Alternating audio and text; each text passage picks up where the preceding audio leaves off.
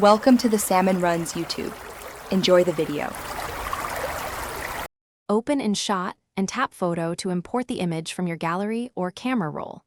Wait for the app to load the file fully before editing. Tap Canvas and choose an aspect ratio like 1 for squares, or 16:9 for widescreen. Use crop to remove unwanted areas and position to center your subject precisely. Pinch to zoom and drag to reposition the image inside the frame. Confirm the crop when composition looks balanced and the main subject sits on a strong focal point.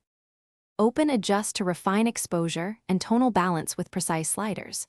Increase exposure by about +0.5 stops for brighter photos and raise contrast by +15% for punchier midtones.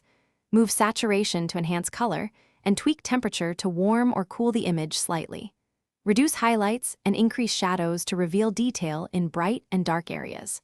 Add sharpen or structure very subtly to define edges without adding noise. Use vignettes sparingly to draw attention inward. Browse filters and effects to create a consistent look for your photo edits. Apply a filter and reduce its strength to about 20 to 40% for a natural finish.